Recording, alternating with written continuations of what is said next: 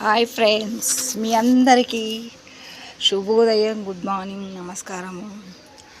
మరి మా ఇంట్లో ఈరోజు మొక్కలు చూపిస్తా. మరి ఇది కనకాంబరాల చెట్టు. మరి ఇది పుల్కజమ్మ చెట్టు అంటారు దీన్ని. పిల్లలకు చిన్న పిల్లలకు సర్ది దగ్గులు వస్తే ఇది సుడిలో పెడతారు. పాలు జించి సుడిలో నడి నెత్తిలో పెడతారు చిన్న పిల్లలకు. దాని మీద పసుపు పెడతారు. ఇది వచ్చేసి ఇది షుగర్కి మంచిది చెట్టు అంటారు. పొద్దున్న లేసి ఒక ఆకు తింటే చాలా మంచిది. ఇది వచ్చేసి జిందా తిలీస్ చెట్టు. మరి ఆంధ్రాలో అయితేనేమో జామాయిల చెట్టు అంటారు. ఇక మా వెనకాల పెరట్లో ఇదిగో జామ చెట్టు అండి, చూస్తున్నారా? మరి ఫలాలన్నీ ప్రతి దేవుడికి ఎక్కుతాయి. చూడండి ఎంత బాగా జామకాయలు కాసినాయో మా చెట్టుకు. చూడండి,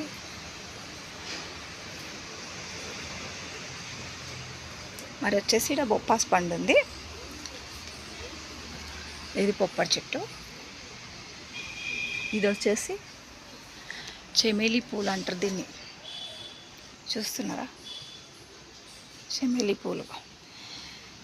ఇది పొద్దున విచ్చుకుంటుంది.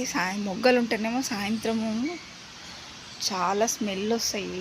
చెట్లు పువ్వులు చాలా బాగా వాసన వస్తుంది. పెట్టుకుంటే అసలు వాసన అనేది పోదు. చెమ్మేలి పూలు చాలా బాగుంటాయి. ఇక ఇది వచ్చేసి తమలపాకు. మా పక్కిట్లకి మా ఇంట్లోకి పారేది మొత్తం చెట్టు తమలపాకు చెట్టు. చూడండి, మరి ప్రతి దేవునికి ఎక్కుతుంది తమలపాకు. అమ్మవార్లకు మరి హనుమంతునికి ప్రత్యేకంగా మరి దేవుళ్ళకైతే చాలా ఎక్కుతుంది. మా పెరట్లో చెట్లు అనేవి చూడండి. మరి నచ్చినట్టయితే నాకు ఒక లైక్ ఇస్తారని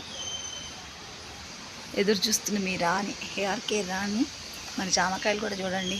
ఇప్పుడు ఎట్లాగో వరలక్ష్మి వ్రతం వస్తుంది, అప్పుడు మాకు ఎట్లాగో అవసరం ఉంటాయి జామకాయలు. చూడండి ఫ్రెండ్స్, మా పెరటి జామ చెట్టు పళ్ళన్నీ మరి అమ్మవారికే పెడుతా. మా చెట్టు పూలన్నీ తెంపి మరి అమ్మవారి మెడలో వేస్తా. హాయ్ ఫ్రెండ్స్, మరి ఇవన్నీ నచ్చినట్టయితే నాకు ఒక లైక్ ఇవ్వండి ఫ్రెండ్స్.